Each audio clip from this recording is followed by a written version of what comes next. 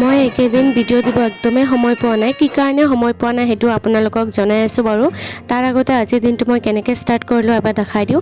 এয়া হৈছে বিট, তিয়হ আৰু পুদিনা আৰু লগতে অকণমান আদা দিছোঁ, তাৰে অকণমান স্মুদি বনাই লৈছোঁ আৰু সেয়াই এতিয়া খাম। মই অকণমান হেল্থ ইছ্যু চলি আছে, হেল্থ ইছ্যু মানে অকণমান কিবা এটা হৈ আছে, সেইকাৰণে মই এইটো খাইছোঁ। এইটো শৰীৰৰ কাৰণে বহুত ভাল আৰু এতিয়া লাহে লাহে গৰম পৰি আছে, এইটোতো মানে খাব লাগে, কিন্তু ইমান এটা হেবিট নাই এইবিলাক খোৱাৰ, সেইকাৰণে ইমান এটা ভাল লগা নাই সোৱাদটো।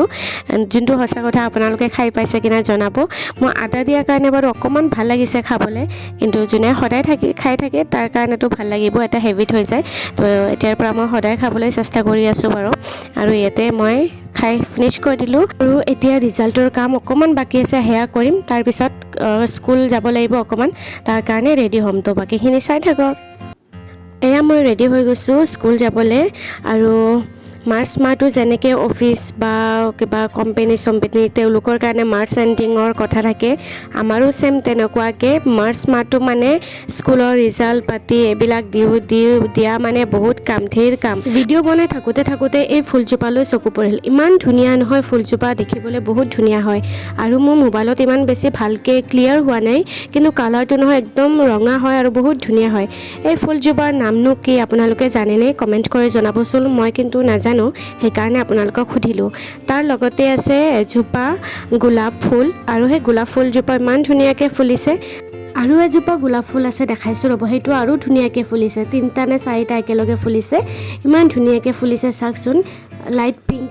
বাউণ্ডাৰীত ফুল গছবিলাক থাকিলে বা গছ গছনি থাকিলে মনটো বহুত ভাল লাগে ন?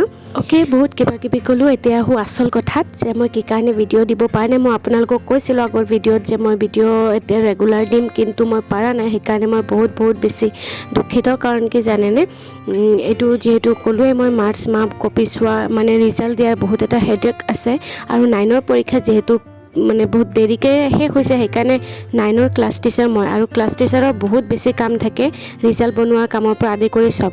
তাৰ ওপৰত যিহেতু বিহুৰ বতৰ, মই এবাৰ কি কৰিছোঁ, বিহু কৰ্মশালাত জইন হৈছোঁ, সেইকাৰণে আৰু বেছি সময় নোপোৱা হৈছোঁ। কিন্তু কৰ্মশালা কৰি মোৰ বহুত বেছি ভাল লাগিছে, কিন্তু ভাগৰো লাগে বহুত। এনে দেখাত কিন্তু বিহু ইজি হ'ব এনেকুৱা লাগে দেখাত, কিন্তু একচুৱেলি নহয়। বহুত বস্তু শিকিব লগা আছে, বহুত পাকবিলাক আছে, বহুত ঢেৰ সৰু সৰু বস্তু বহুত শিকিব লগা আছে। মোৰ ইমান বাৰু আগৰ পৰা এক্সপিৰিয়েঞ্চ একদমেই নাই, এইবাৰ প্ৰথম, তো মোৰ কাৰণে অকণমান বেছি ডিফিকাল্ট হৈছে। লাহে লাহে শিকি ল'ম বাৰু। কিন্তু মই ভাবক, মই একো ষ্টেজ প্ৰগ্ৰাম একো নকৰোঁ, তাৰপিছতো মই শিকিব গৈ আছোঁ। ময়ে তাত ক'ব গ'লে বয়সত ডাঙৰ, আৰু চব সৰু সৰু ল'ৰা ছোৱালী। চ' মোক প্ৰথমটো মোৰ অকণমান বেলেগ কিবা লাগিছিল, যে ময়ে চবতকৈ ডাঙৰ এনেকুৱা। স্কুলৰ কামবিলাক কৰি আহি গৈছোঁ কৰ্মশালালৈ, আৰু এপাক দেখাই দিছোঁ আপোনালোকক। এইখিনিতে আমাৰ কৰ্মশালা হৈ আছে। তো কৰ্মশালা কৰি বহুত বেছি ভাল লাগিছে। এয়া চাওক, আমাৰ কৰ্মশালা লাহে লাহে ষ্টাৰ্ট হ'বলৈ গৈ আছে। তো বাকীখিনি আপোনালোকে চাই থাকক।